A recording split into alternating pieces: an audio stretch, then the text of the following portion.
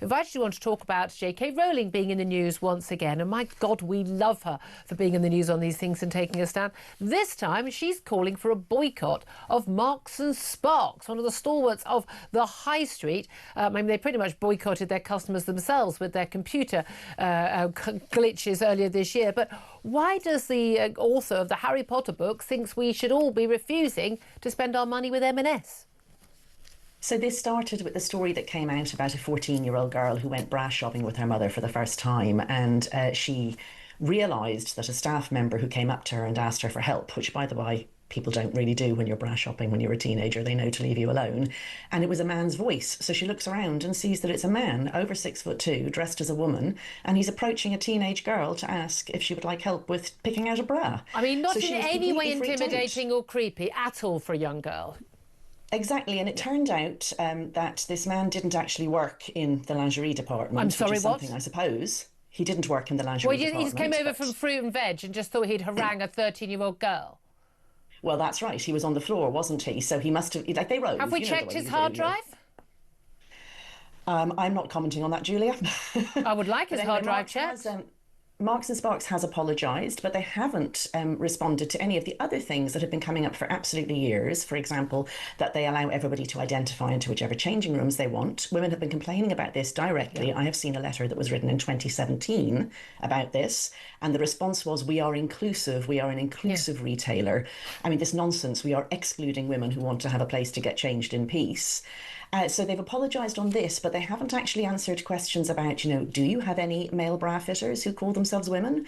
Do you allow men into your male staff into the women's changing rooms if they identify as women? And J.K. Rowling says it's time that we vote with our wallet. It really is. I mean, it is one of those stores that it's like John Lewis likes to do all the woke thing, and you get all the everyone's got the lanyards, and they're the whole of the month of June and usually most of July as well. I remember checking halfway through July, and their Twitter feed, their X feed still had the trans pride flag. And again, not pride flag, the trans pride flag.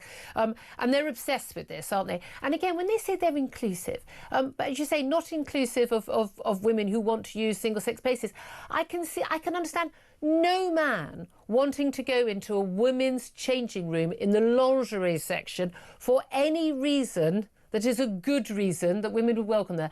It's a very, you're in a very vulnerable position when you are, completely naked, trying on lingerie, completely, and taking, I remember being taken to M&S when I was a teenager for my first bra fitting.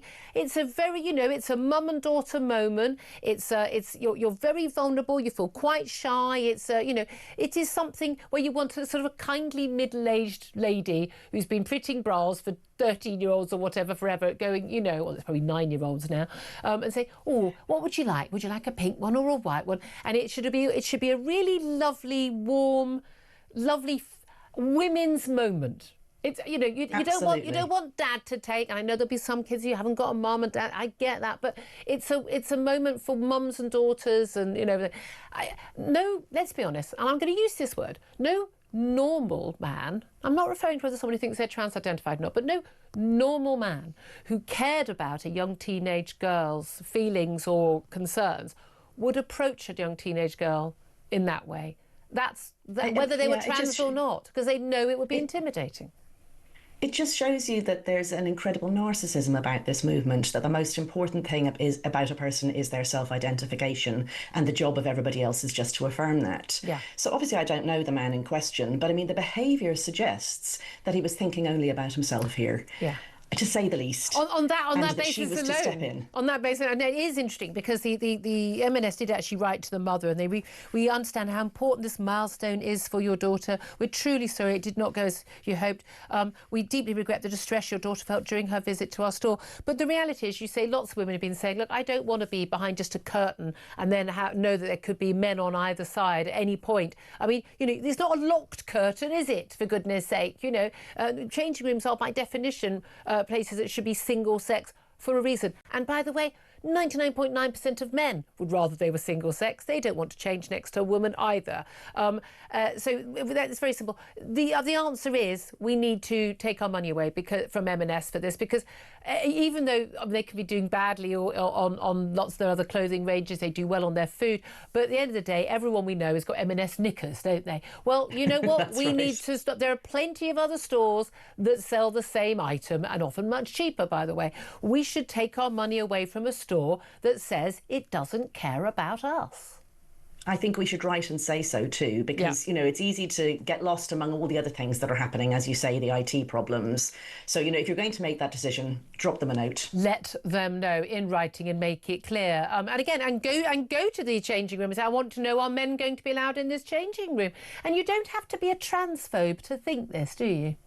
Not at all, not at all. And I mean, so many department stores have gone gender neutral in their changing rooms. Tell them about that too. It's really not just M&S. And after the court case, the Supreme Court judgment in April in For Women Scotland, the law is on our side. Single sex means single sex. But what if they don't advertise it as single sex? They do the unisex. No, true. They can have gender neutral changing rooms, but then, you know, tell them, say this isn't good enough for women. This is worse for women than for men. Say so. It's almost like there was a reason why we had single sex changing rooms for women in the first place. It's almost like there was a reason. I wonder what that could have been.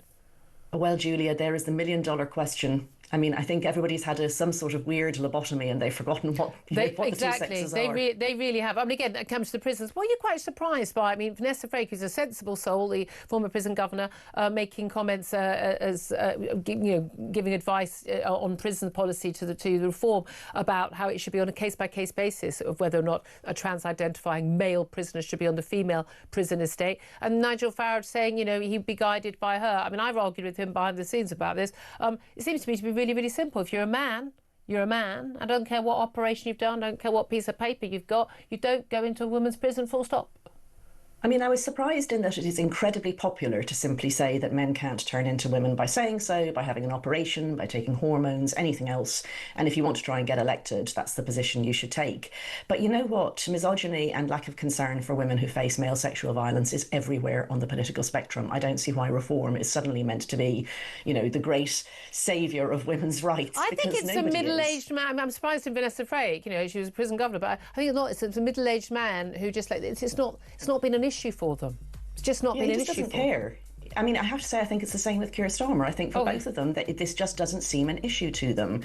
So again, you know, it's got to be made very, very clear that what he's saying, that case by case, is extremely unpopular. You can't risk assess men like that. Most rapes are never even reported, let alone resulting in convictions. And the rate of trans-identifying men among the sex offender category of men in prison is remarkably high. I wonder why that is. Always good to talk to you, Helen Joyce, Voice of Reason. Thank you very much.